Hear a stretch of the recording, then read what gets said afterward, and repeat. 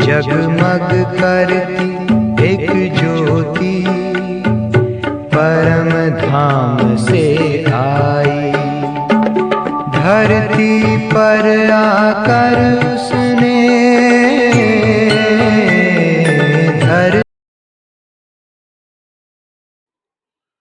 ओम शांति। 15 अक्टूबर 2024 सुनते हैं आज की मुरली। ईश्वरीय महावाक्य प्रातः मुरली। ओम शांति। बाप दादा मधुबन। आज बाबा की मुरली का सार है। बाबा बोले, मीठे बच्चे, तुम सबकी आपस में एक मत है। तुम सबकी आपस में एक मत है। तुम अपने को आत्मा समझ एक बाप को याद करते हो तो सब भूत भाग जाते हैं। क्या बोला आज बाबा ने? मीठे बच्चे, तुम सब की आपस में एक मत है। तुम अपने को आत्मा समझ एक बाप को याद करते हो तो सब भूत भाग जाते हैं। आज का प्रश्न है, पद्मा पदम भाग्यशाली बनने का मुख्य आधार क्या है? प्रश्न है, पद्मा पदम भाग्यशाली बनने का मुख्य आधार क्या है?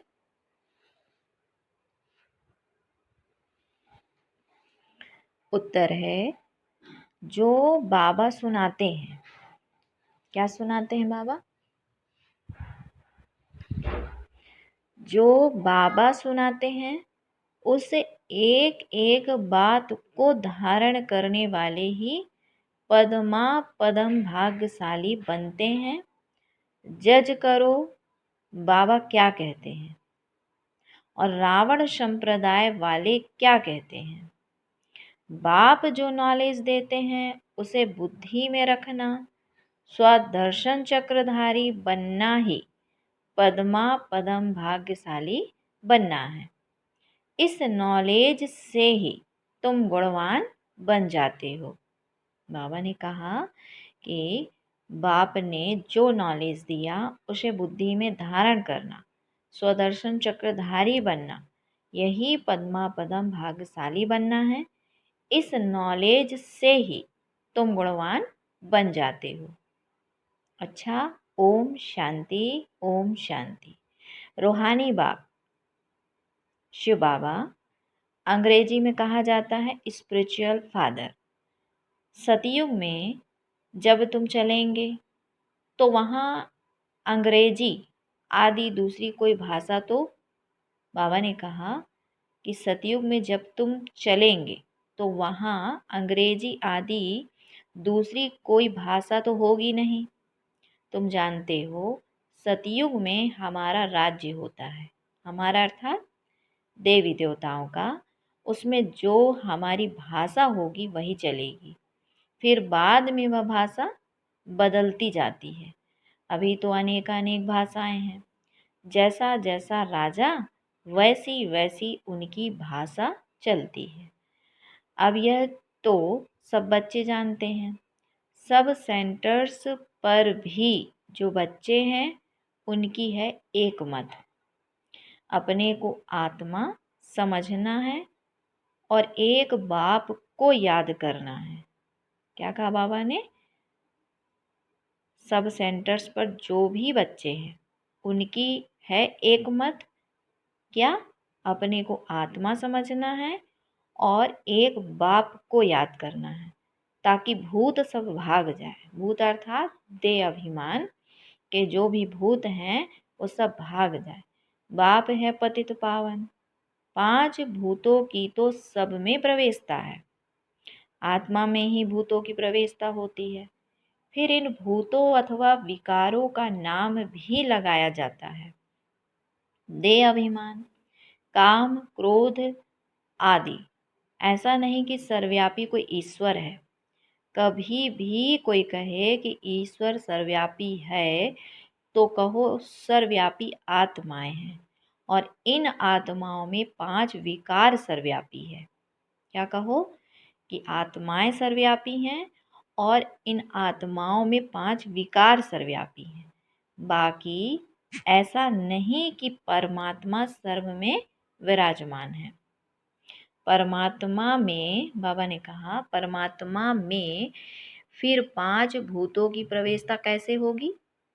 एक एक बात को अच्छी रीति धारण करने से तुम पद्मा पदम भाग्यशाली बनते हो। दुनिया वाले रावण संप्रदाय, बाबा ने कहा, दुनिया वाले रावण संप्रदाय क्या कहते हैं और बाप क्या कहते हैं, अब जज करो। हर एक के शरीर में आत्मा है। उस आत्मा में 5 विकार प्रवेश हैं। शरीर में नहीं, आत्मा में 5 विकार अथवा भूत प्रवेश होते हैं। सतयुग में यह 5 भूत नहीं, नाम ही है डीटी वर्ड। यह है डेविल वर्ड। डेविल कहा जाता है असुर को। कितना दिन और रात का फर्क है। अभी तुम चेंज होते हो, वहाँ तुम्हारे में कोई भी विकार, कोई अवगुण नहीं रहता। तुम्हारे में संपूर्ण गुण होते हैं। तुम 16 कला संपूर्ण बनते हो। पहले थे, फिर नीचे उतरते हो। इस चक्र का भी अभी मालूम पड़ा है। क्या कहा बाबा ने? पहले संपूर्ण बनते हो, फिर नीचे उतरते हो। इस चक्र का भी अभी मालूम पड़ा है। 84 का चक्र कैसे फिरता है? हम आत्मा को स्व का दर्शन हुआ है, अर्थात इस चक्र का नॉलेज हुआ है। उठते बैठते चलते तुमको यह नॉलेज बुद्धि में रखना है। बाप नॉलेज पढ़ाते हैं। यह रूहानी नॉलेज बाप भारत में ही आकर देते हैं। कहते हैं ना, हमारा भारत, वास्तव में हिंदुस्तान कहना तो रॉन्ग है। तुम जानते हो, भारत जब स्वर्ग था तो फिर हमारा ही राज्य था और कोई धर्म नहीं था। तुम जानते हो, भारत जब स्वर्ग था तो फिर हमारा ही राज्य था और कोई धर्म नहीं था। न्यू वर्ल्ड थी। न्यू दिल्ली कहते हैं ना, दिल्ली का नाम असल दिल्ली नहीं था, परिस्तान कहते थे। अभी तो नई दिल्ली, पुरानी दिल्ली कहते हैं। पुरानी, बाबा कहते फिर ना पुरानी ना नई दिल्ली होगी, परिस्तान कहा जाएगा। दिल्ली को कैपिटल कहते हैं। इन लक्ष्मी नारायण का राज्य होगा और कुछ भी नहीं होगा, हमारा ही राज्य होगा। अभी तो राज्य नहीं है, इसीलिए सिर्फ कहते हैं हमारा भारत देश है, राजाएं तो है नहीं। तुम बच्चों की बुद्धि में सारा ज्ञान चक्कर लगाता है। बरोबर पहले पहले इस विश्व में देवी देवताओं का राज्य था और कोई राज्य नहीं था। जमुना का किनारा था, उसको परिस्तान कहा जाता था। देवताओं की कैपिटल दिल्ली ही रही है। तो सभी को कोशिश होती है, सॉरी, सभी को कशिश होती है। सबसे बड़ी भी है, एकदम सेंटर, बीच है। तो बाबा ने आज कहा, मीठे मीठे बच्चे जानते हैं, पाप तो जरूर हुए हैं, पाप आत्मा बन गए हैं। सतयुग में होते हैं पुण्य आत्माएं। बाप ही आकर पावन बनाते हैं, जिसकी तुम शिव जयंती भी मनाते हो। अब जयंती अक्षर तो सबसे अलग है, इसीलिए इनको फिर शिवरात्रि कहते हैं। रात्रि का अर्थ तो तुम्हारे सिवाय और कोई समझ ना सके। अच्छे अच्छे विद्वान आदि कोई भी नहीं जानते कि शिवरात्रि क्या है, तो मनावे क्या? बाप ने समझाया है रात्रि का अर्थ क्या है। यह जो 5000 वर्ष का चक्र है, उसमें सुख और दुख का खेल है। सुख को कहा जाता है दिन, दुख को कहा जाता है रात। तो दिन और रात के बीच में आता है संगम। आधा कल्प है सोझरा, आधा कल्प है अंधियारा। भक्ति में तो बहुत टिक टिक चलती है। यहाँ है सेकंड की बात, बिल्कुल इजी है, सहज योग। तुमको पहले जाना है मुक्ति धाम, फिर तुम जीवन मुक्ति और जीवन बंध में कितना समय रहे हो, यह तो तुम बच्चों को याद है, फिर भी घड़ी घड़ी भूल जाते हो। तो बाप समझाते हैं, योग अक्षर है ठीक, परंतु परंतु क्या, परंतु बाबा कहे उन्हों का है जिस्मानी योग, यह है आत्माओं का परमात्मा के साथ योग। सन्यासी लोग अनेक प्रकार के हठ योग आदि सिखाते हैं, तो मनुष्य मूंझते हैं। तुम बच्चों का बाप भी है तो टीचर भी है, तो उनसे योग लगाना पड़े ना। टीचर से पढ़ना होता है। बच्चा जन्म लेता है तो पहले बाप से योग होता है, फिर 5 वर्ष बाद टीचर से योग लगाना पड़ता है, फिर वानप्रस्थ अवस्था में गुरु से योग लगाना पड़ता है। तो 3 मुख्य याद रहते हैं, वह तो अलग अलग होते हैं। बाबा कहे यहाँ तो यह एक ही बार बाप आकर बाप भी बनते हैं, टीचर भी बनते हैं। वंडरफुल है ना। तो बाप को तो जरूर याद करना चाहिए। जन्म जन्मांतर 3 को अलग अलग याद करते आए हो। सतयुग में बाप से योग होता है, फिर टीचर से होता है, पढ़ने जाते हैं ना। बाकी गुरु की वहाँ दरकार नहीं रहती। कहाँ? सतयुग में, क्योंकि सब सदगति में है। यह सब बातें याद करने में क्या तकलीफ है? बिल्कुल सहज है। इनको कहा जाता है सहज योग, परंतु यह है अनकॉमन। बाप कहते हैं मैं यह टेम्परेरी लोन लेता हूँ, सो भी कितना थोड़ा समय लेता हूँ। 60 वर्ष में वानप्रस्थ अवस्था होती है। 60 वर्ष में वानप्रस्थ अवस्था होती है। कहते हैं 60 लगी लाठ, अर्थात इस समय सबको लाठी लगी हुई है।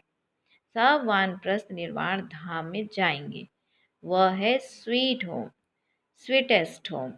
उनके लिए ही कितनी अथाह भक्ति की है। अभी बाबा कहे कि बाबा कहते अभी चक्र फिर कर आए हो। मनुष्यों को यह कुछ भी पता नहीं, ऐसे ही गपोड़ा लगा दिया है कि लाखों वर्ष का चक्र है। लाखों वर्ष की बात हो तो फिर रेस्ट मिल ना सके, रेस्ट मिलना ही मुश्किल हो जाए, तुमको रेस्ट मिलती है। उसको कहा जाता है साइलेंस होम, इनकॉर्पोरियल वर्ल्ड। यह है स्थूल स्वीट होम। यह क्या है? स्थूल स्वीट होम। वह है मूल स्वीट होम। आत्मा बिल्कुल छोटा रॉकेट है, इनसे तीखा भागने वाला कोई होता नहीं। यह तो सबसे तीखा है। 1 सेकेंड में शरीर छूटा और यह भागा। दूसरा शरीर तो तैयार रहता है। ड्रामानुसार पूरे टाइम पर, क्या कहा बाबा ने? ड्रामानुसार पूरे टाइम पर उनको जाना ही है। ड्रामा कितना एक्यूरेट है, इनमें कोई इनएक्यूरेसी है नहीं, यह तुम जानते हो। बाप भी ड्रामानुसार बिल्कुल एक्यूरेट टाइम पर आते हैं। 1 सेकंड का भी फर्क नहीं पड़ सकता है। मालूम कैसे पड़ता है कि इनमें बाप भगवान है? जब नॉलेज देते हैं, बच्चों को बैठ समझाते हैं। शिवरात्रि भी मनाते हैं ना। मैं शिव कब कैसे आता हूँ वह तुमको तो पता नहीं है। शिवरात्रि कृष्ण रात्रि मनाते हैं, राम की नहीं मनाते, क्योंकि फर्क पड़ गया ना। कैसे? शिवरात्रि के साथ श्री कृष्ण की भी रात्रि मना लेते हैं, परंतु जानते कुछ भी नहीं। यहाँ है ही आसुरी रावण राज्य। यह समझने की बातें हैं। यह तो है बाबा। बूढ़े को बाबा कहेंगे, छोटे बच्चे को बाबा थोड़े ही कहेंगे। कोई कोई लव से भी बच्चे को बाबा कह देते हैं। तो उन्होंने भी श्री कृष्ण को लव से कह दिया है। क्या? बाबा। बाबा तो तब कहा जाए जब बड़े हों और फिर बच्चे पैदा करते हों। श्री कृष्ण खुद ही प्रिंस है, उनको बच्चे कहाँ से आए? बाप कहते ही हैं कि मैं बुजुर्ग के तन में आता हूँ। शास्त्रों में भी है, परंतु शास्त्रों की सब बातें एक्यूरेट नहीं होती। कोई कोई बात ठीक है। ब्रह्मा की आयु माना प्रजापिता ब्रह्मा की आयु कहेंगे। क्या बोला बाबा ने आज कि ब्रह्मा की आयु माना प्रजापिता ब्रह्मा की आयु कहेंगे। वह तो जरूर इस समय होगा। कहाँ? यहाँ होगा ना जहाँ प्रजा है। तो ब्रह्मा की आयु मृत्यु लोक में खत्म होगी। मृत्यु लोक में खत्म होगी मतलब जब तक मृत्यु लोक है तब तक खत्म नहीं होगी, मृत्यु लोक में खत्म होगी। यह तो अमर लोक नहीं है ना। इनको कहा जाता है पुरुषोत्तम संगम युग। यह सिवाय तुम बच्चों के और कोई की बुद्धि में नहीं हो सकता।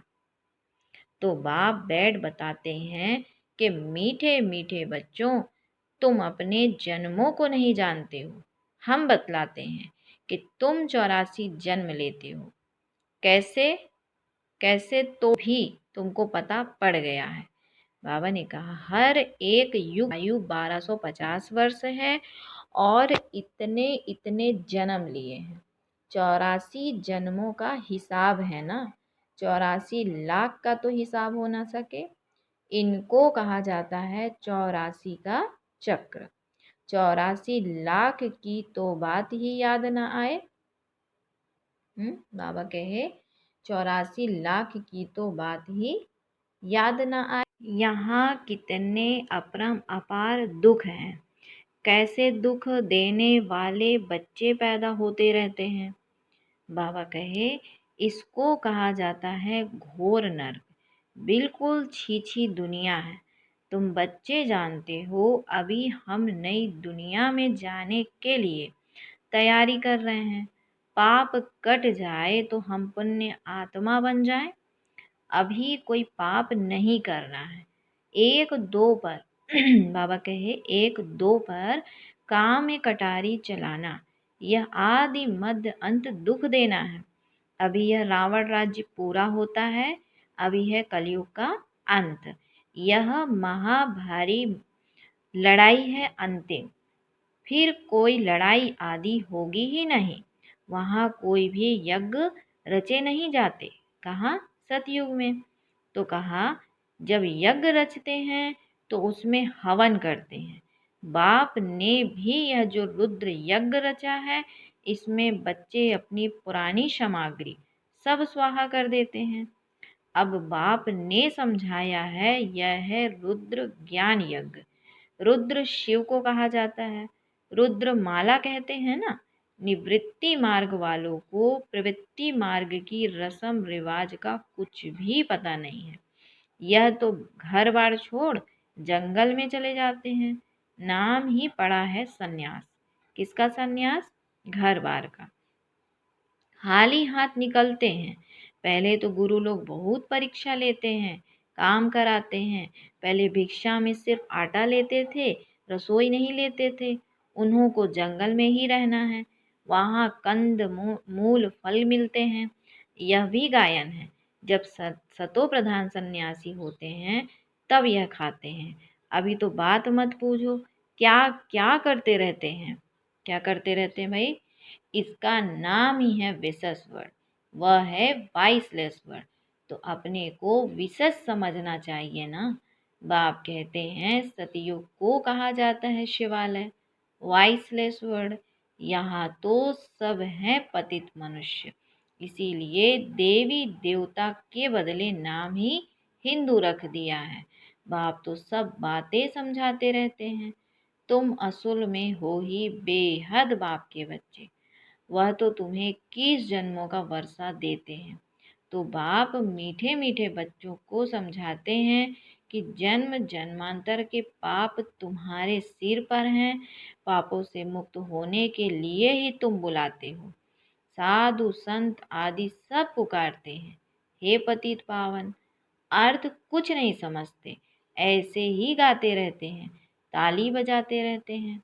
उनसे कोई पूछे कि परमात्मा से योग कैसे लगावे, उनसे कैसे मिले, तो कह देंगे वह तो सर्वव्यापी है।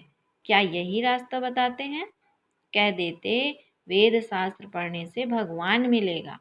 हाँ, परंतु बाप कहते हैं कि मैं हर 5,000 वर्ष बाद ड्रामा प्लान अनुसार आता हूँ। यह ड्रामा का राज सिवाय बाप के और कोई नहीं जानते। लाखों वर्ष का ड्रामा तो हो ही नहीं सकता। तो अब बाप समझाते हैं कि यह 5,000 वर्ष की बात है। कल्प पहले भी बाबा ने कहा था कि मन मना भव, यह है महामंत्र, माया पर जीत पाने का मंत्र। तो बाप ही बैठ अर्थ समझाते हैं, दूसरा कोई अर्थ नहीं समझाते। गाया भी जाता है ना, सर्व का सदगति दाता एक।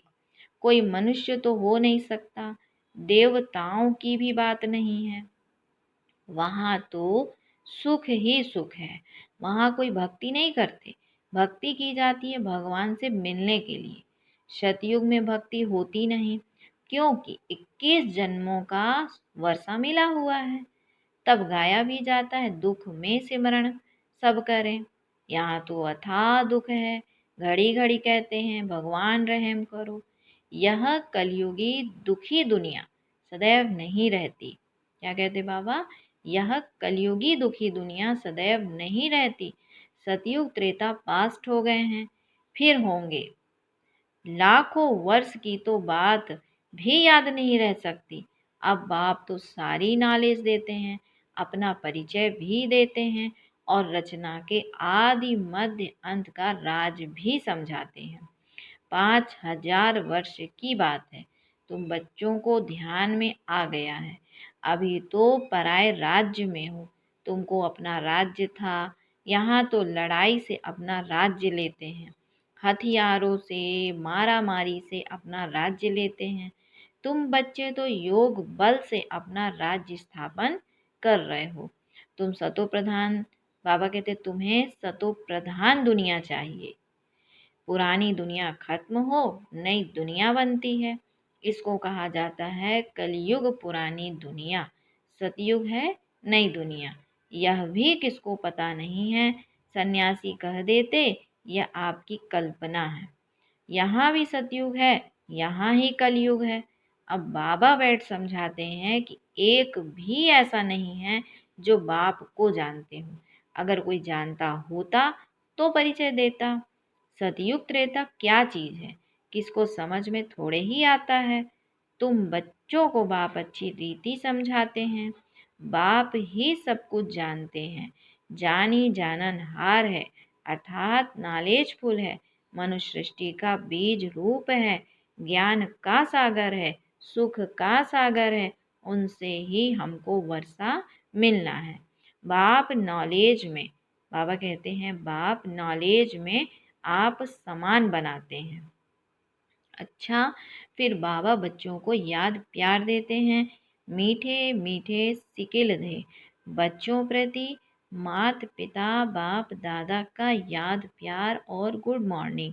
रूहानी बाप की रूहानी बच्चों को नमस्ते। हम रूहानी बच्चों की रूहानी मात पिता बाप दादा को याद प्यार गुड मॉर्निंग और नमस्ते। सदा रहो हंसते हंसाते बनो फरिश्ते। फिर आज की धारणा के लिए मुख्य सार बाबा बोले, यह पापों से मुक्त होने का समय है, इसीलिए अभी कोई पाप नहीं करना है। पुरानी सब सामग्री इस रुद्र यज्ञ में स्वाहा करनी है। क्या बोला बाबा ने?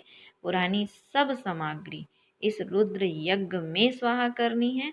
दूसरा पॉइंट है, अभी वानप्रस्थ अवस्था है, इसीलिए बाप टीचर के साथ साथ सदगुरु को भी याद करना है। स्वीट होम में जाने के लिए आत्मा को सतो प्रधान बनाना है।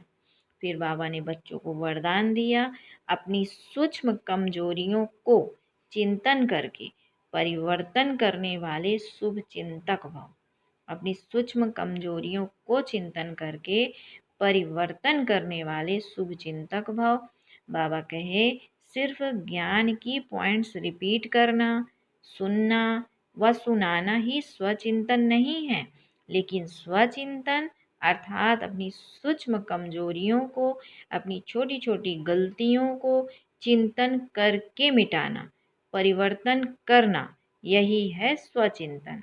ज्ञान का मनन तो सभी बच्चे बहुत अच्छा करते हैं, लेकिन ज्ञान को स्वयं के प्रति यूज कर धारणा स्वरूप बनना, स्व को परिवर्तन करना, इसकी ही मार्क्स फाइनल रिजल्ट में मिलती है। बाबा ने क्या बोला आज कि फाइनल रिजल्ट में मार्क्स जो होती है वो किसकी मिलती है? स्वचिंतन, अर्थात अपनी सूक्ष्म कमजोरियों को जानकर उसका परिवर्तन करना, यही है स्वचिंतन करना। स्लोगन है कि हर समय करन करावनहार बाबा याद रहे तो मैं पन का अभिमान नहीं आ सकता।